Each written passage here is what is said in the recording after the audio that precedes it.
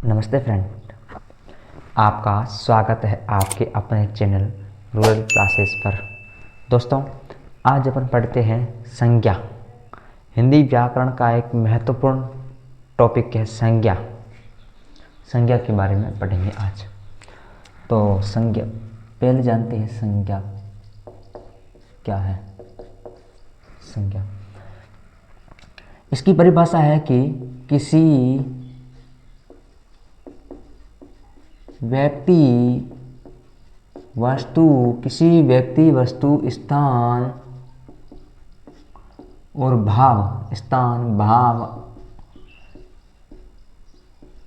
आदि के नाम को संज्ञा कहते हैं। आदि के नाम को क्या कहते हैं दोस्तों? संज्ञा कहते हैं। संज्ञा कहते हैं। किसी व्यक्ति वस्तु स्थान भाव आदि के नाम को क्या कहते हैं? संज्ञा कहते हैं। जैसे यहां पर एक नाम आया गाय, तो गाय क्या है? गाय संज्ञा है। अगर इसको हम शॉर्ट परिभाषा में जाने तो सिर्फ इतना ही कि नाम ही संज्ञा है। सॉरी, नाम का दूसरा नाम संज्ञा। नाम का दूसरा नाम संज्ञा। नाम का दूसरा नाम ही संज्ञा है। यानी इस ब्रह्मांड में जितने भी चीजें एग्जिस्ट करती है, जितने भी चीजों का वस्तुओं का अस्तित्व है, वह सभी क्या है? संज्ञाएं हैं। यानी जिनके बारे में हमें पता है वो सब क्या हो गए? संज्ञा हो गई।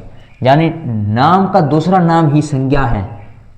जैसे ये मार्कर, यानी इसका कुछ तो नाम है। क्या नाम है? मार्कर। अगर इसका कुछ नाम नहीं था तब ये संज्ञा नहीं था। इसका नाम रखा तो मतलब ये क्या हो गया? ये संज्ञा हो गया। तो नाम का दूसरा नाम ही संज्ञा है। संज्ञा सामान्यतः 3 प्रकार की होती है। संज्ञा कितने प्रकार की होती है? संज्ञा के भेद 3 होते हैं। संज्ञा के भेद कितने होते हैं? भेद 3 होते हैं। संज्ञा के भेद कितने होते हैं? 3। कौन कौन से? एक है जातिवाचक संज्ञा, सॉरी पहले व्यक्तिवाचक है।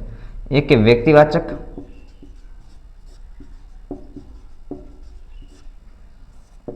जातिवाचक, और उसके बाद है भाववाचक। हम इन तीनों भेदों को, इन तीनों भागों को विस्तार से पढ़ते हैं। पहले पढ़ते हैं अपन यहां पर व्यक्तिवाचक।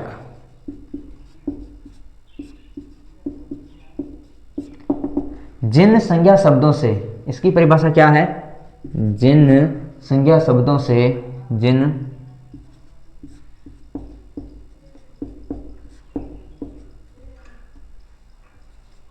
संज्ञा शब्दों से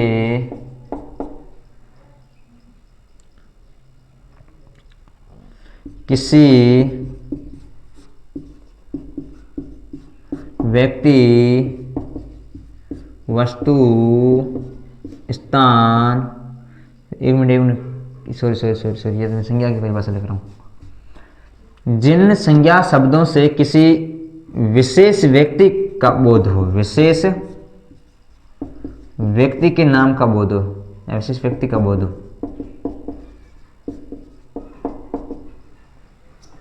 जैसे विशेष व्यक्ति स्थान, सॉरी विशेष व्यक्ति स्थान का बोध। जैसे अरावली पर्वत, अरावली पर्वत। अब यहां बात किसकी हो रही है? यहां पर बात पर्वत की नहीं हो रही है। यहां जैसे अरावली पर्वत, तो अरावली पर्वत क्या है? यहां पर बात सिर्फ अरावली पर्वत की हो रही है, पूरी पर्वतमाला की नहीं हो रही है, पूरे पर्वतों की बात नहीं हो रही है, अरावली पर्वत की हो रही है। जब पूरे पर्वतों की बात होगी, यहां पर अरावली नाम नहीं आएगा, तो वो पर्वत किस में आ जाएगा? पर्वत जातिवाचक में आ जाएगा। तो आगे बढ़ते हैं हम जातिवाचक। जैसे नंबर 2,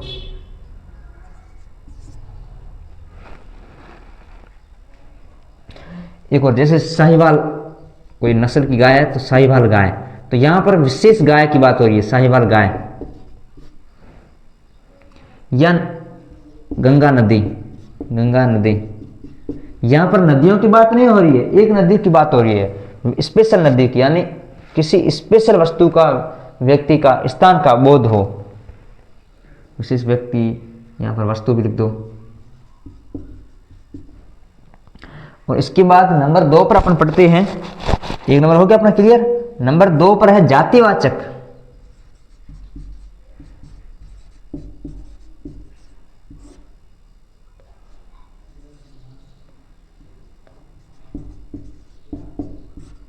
नंबर 2 पर क्या है?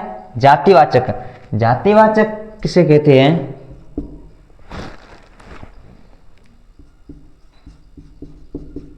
किसी जनसंख्या शब्दों से, जनसंख्या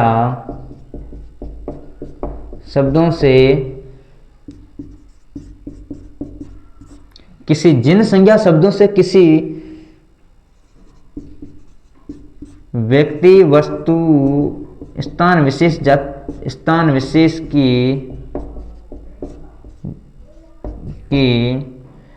जाति का बोध हो, या समूह का, जाति या समूह का बोध हो।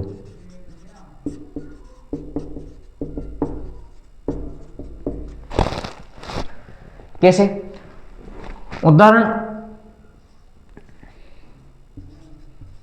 नदी।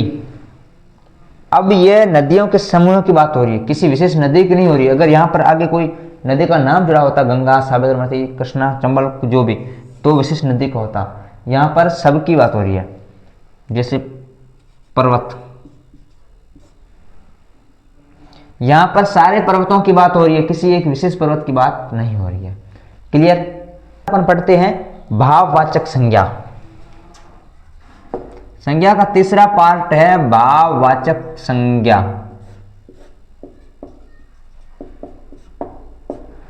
भाववाचक संज्ञा किसे कहते हैं? तो इसकी परिभाषा है, जिन संज्ञा शब्दों में, जिन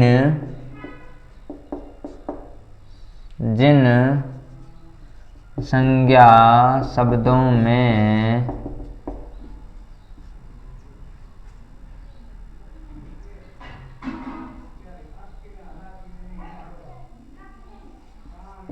गुण,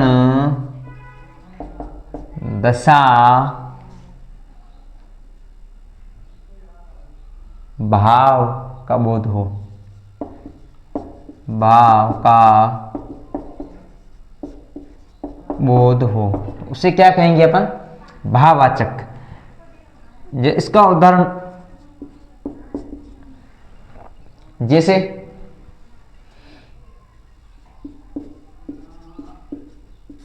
रोहित ईमानदार है, तो इसमें ईमानदार शब्द भाववाचक संज्ञा हो गया। क्या हो गया?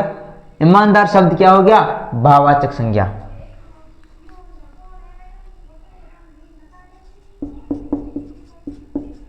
मोहित बुद्धिमान है, तो मोहित क्या हो गया? बुद्धिमान शब्द क्या हो गया? भाववाचक हो गया। क्लियर? कोई डाउट नहीं है?